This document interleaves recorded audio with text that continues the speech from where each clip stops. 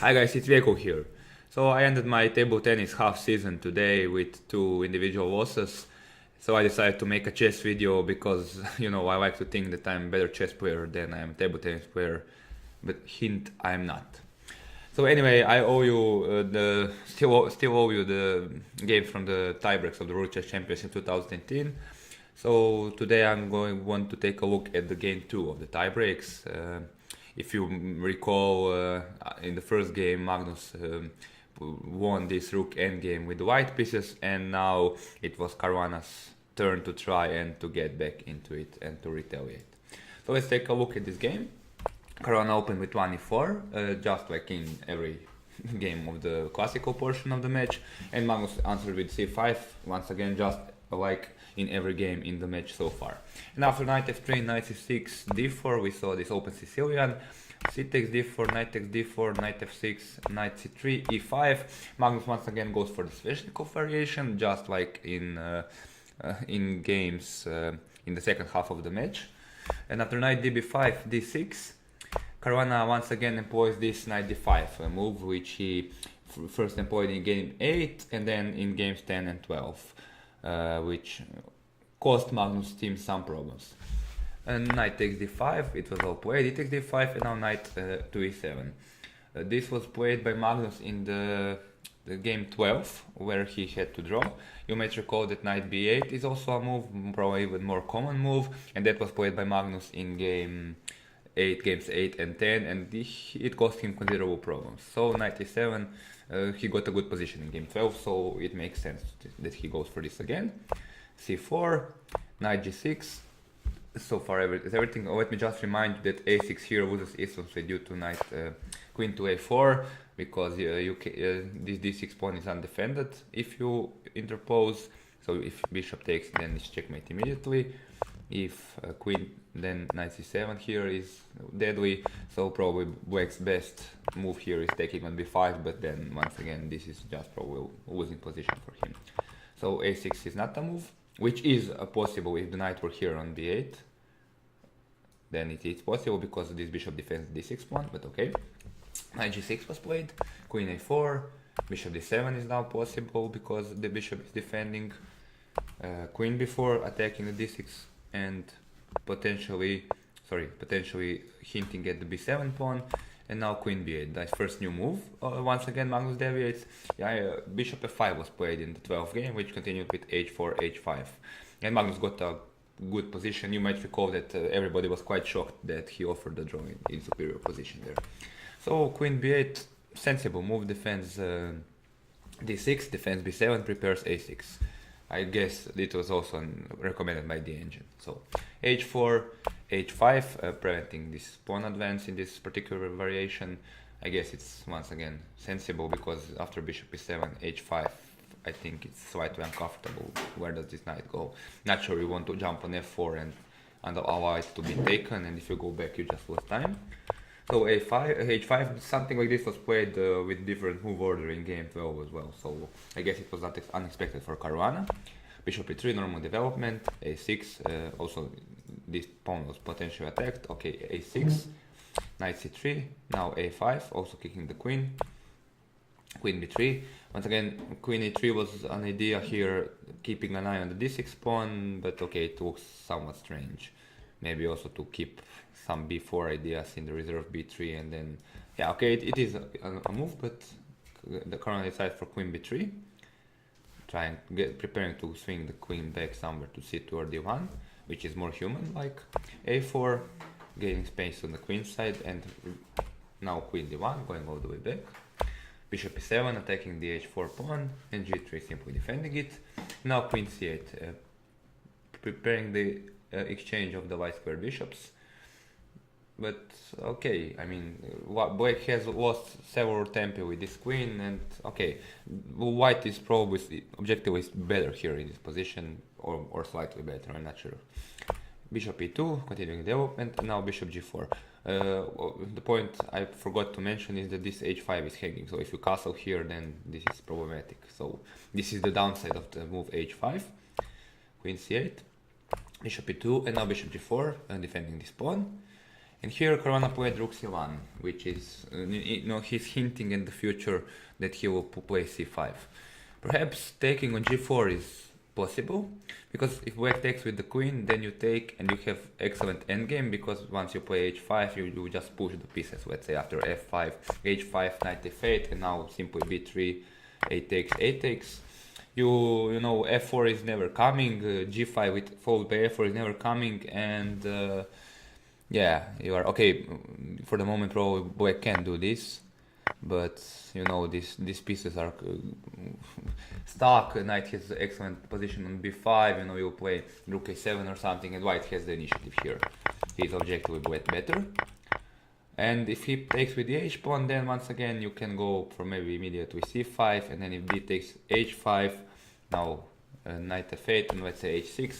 And this is okay. It is computerish, but you know, this g4 pawn is somewhat weak, and you know, black is problematic with development, and it might have caused some problems. You don't probably even need to rush here. You can play some normal move, like let's say maybe queen e2 is also objectively fine for white, but okay, this seems quite forcing. But okay, rook c1, nothing is yet spoiled, of course. Bishop takes, queen takes. Now queen f5. Bringing the queen into game, preparing some e4 ideas, etc. And here Caruana rushed for the first time. He played c5, which is, I think, a bit too early. He could have prepared it with, let's say, knight b5, and now this points out the idea behind rook c1, and let's say castles, rook fc8, now rook fd1, and knight f8, and now you can play c5. Or okay, maybe knight f8 is probably not the best move, but there's just an illustration that here it is probably easier to play for white. You know, complete development before doing anything. Because in the game after c5, black simply castled.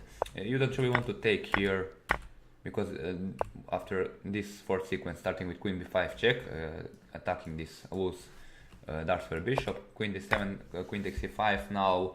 Now this queen is preventing castling. Queen is not on, is less active on d7 than on f5, and you know, white maintains the edge here. But as it was, Carlsen, who was, you know, it was obvious he was playing more confidently after his win in game 1. He simply castled, which is the best move in the position. And now white is somewhat stuck because he needs to justify his push, because black is threatening to take here. And Caruana played c6, which is principled. You know, once you said A, perhaps you want to say B. But c takes d6 was probably safer, because it gives black less opportunities to complicate the play. Let's say after bishop takes castling, okay, there are some possibilities. Black can probably play e4. There is also this very nice computer idea starting with knight f4, and if you take here, then you probably need to give up this bishop, because f3 is dead with red. So queen f3, because if you bishop d4, then f3, queen e4, and now queen h3 is just winning for black.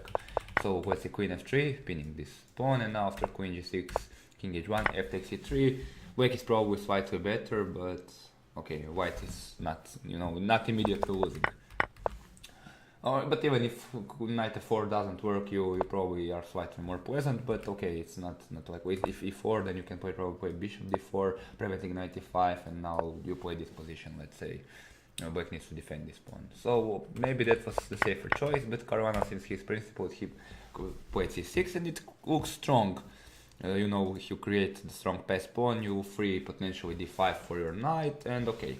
But the problem is that you're still undeveloped. You still haven't castled.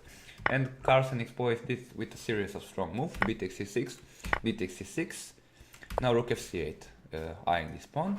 And the point here is that if you play knight d5, then queen e4 is unpleasant, because you eye this rook, you eye the knight, and you know, if he takes, and then castles, then you simply pick up this pawn or something, and you're, you know, close to winning probably.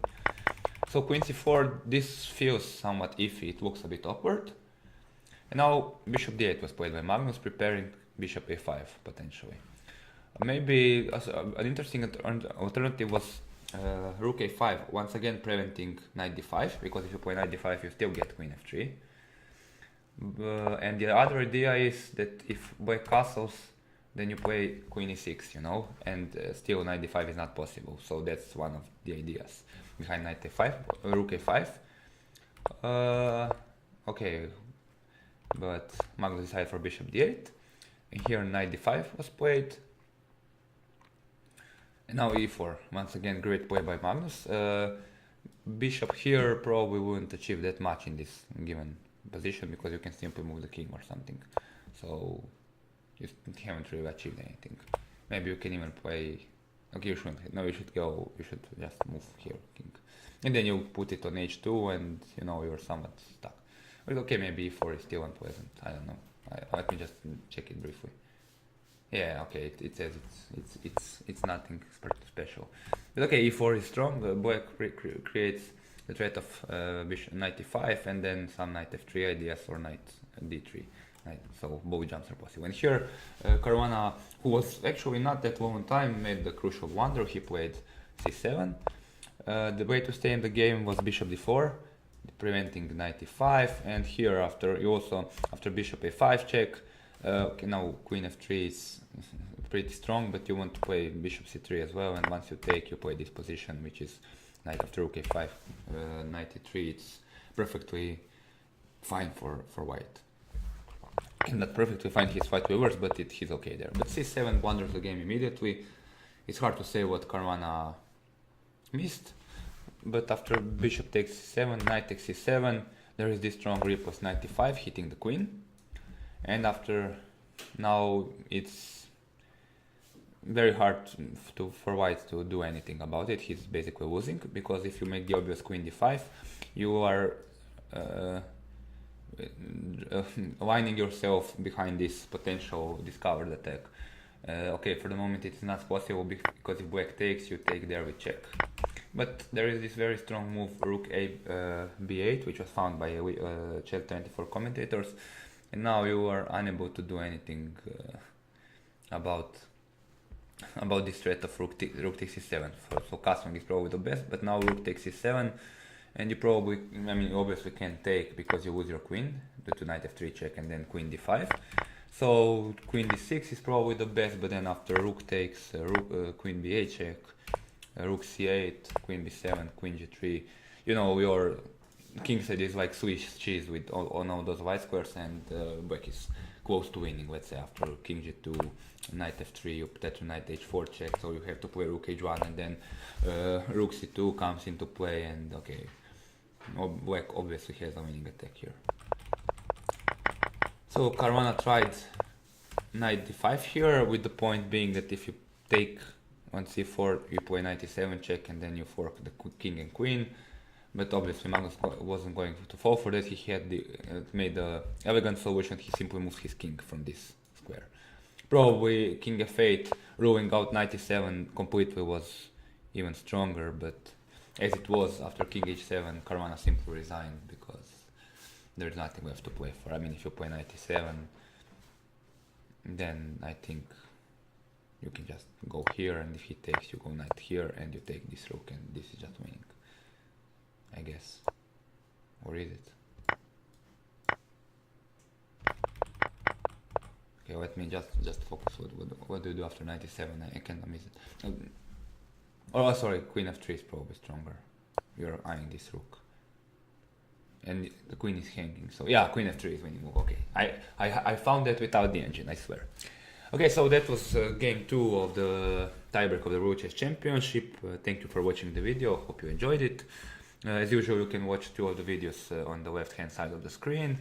And yeah, stay tuned. I think I'm going to make another video today because it's Saturday evening, and of course that I don't have anything better to do. What do you expect? So thank you for watching, and see you some other time. Bye bye.